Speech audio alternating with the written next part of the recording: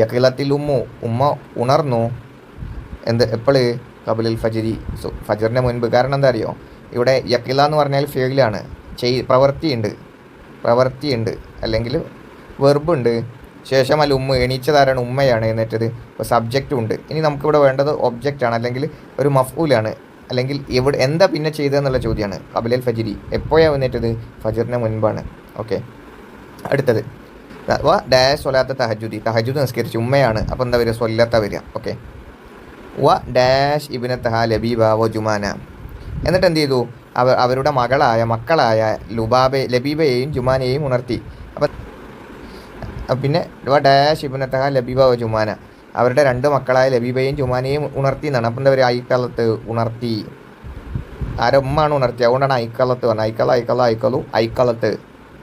പിന്നെ ഡാഷ് മിനൻ നൗമി തദ്കുറാനില്ലാഹി, അള്ളാഹുവിനെ ഓർത്തുകൊണ്ടാണ് അവർ ഉറക്കത്തിൽ നിന്ന് എന്ത് ചെയ്തത്? യഖിലത്ത, അവർ 2 പേരും ഉണർന്നത്. പിന്നെന്ത് ചെയ്തു? പല്ല് തേച്ചു. അപ്പോൾ എന്താ ചെയ്തു? വനല്ലഫത, അവർ 2 പേരും പല്ല് തേച്ചു. വജബ ശുക്രു അലൈന മാ ദഅ ലില്ലാഹി ദാഇ. പിന്നെ അൽഹംദുലില്ലാഹി അല്ലദി അഹ്യാനി ബഅദമാ അമാതനി വ ഇലൈഹിൻ നുശൂർ, രാവിലെ എഴുന്നേൽക്കുമ്പോൾ ചൊല്ലുന്നതാണ്.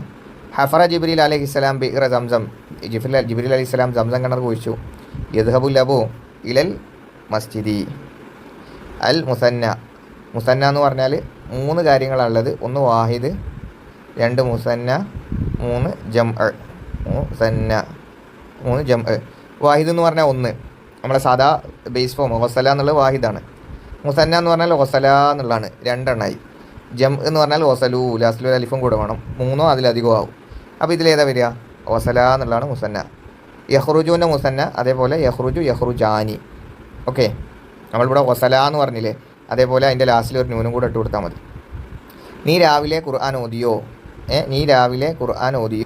ഇതിൽ രാവിലേക്ക് നമ്മൾ എന്താ പറയുക? സ്വബാഹ് എന്നാ പറയുക. അപ്പോൾ സ്വബാഹ് എന്നുള്ളത് 2 എണ്ണം ഉള്ളത്. ഇനി ഖുർആനുണ്ട്, ഖറഅത്തുണ്ട്, ഹല്ലുണ്ട്. ഹൽ ഖറഅത്തിൽ ഖുർആന സ്വബാഹൻ, നീ രാവിലെ ഖുർആൻ ഓതിയോ എന്നാണ് ചോദിക്കുക. ബാക്കി 2ഉം തെറ്റാണ്. പിന്നെ ഹൽ തെജീബു മഇയ ജമീലി. പിന്നെ ഹൽ തെജീഉ എന്നാട്ടോ. ഹൽ തെജീഉ മഇയ ജമീലി, എൻ്റെ കൂട്ടുകാരൻ നീ എൻ്റെ കൂടെ വരുന്നോ എന്നുള്ളതാണ്. പിന്നെ യക്കൂനുവിൻ്റെ മുസന്നാണ് എന്ത്? ഞാൻ നേരത്തെ പറഞ്ഞു, അലിഫുൻ നൂനുമാണ്. യക്കൂനാനി. ഓക്കെ, പിന്നെ അപ്പോൾ ഇത്രയും കാര്യങ്ങളാണ് ഇതിലുള്ളത്. നിങ്ങളൊന്ന് വായിച്ച് പഠിക്കുക.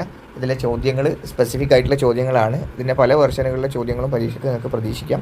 അതുകൊണ്ട് നന്നായിട്ട് വായിച്ച് പഠിക്കാം കേട്ടോ.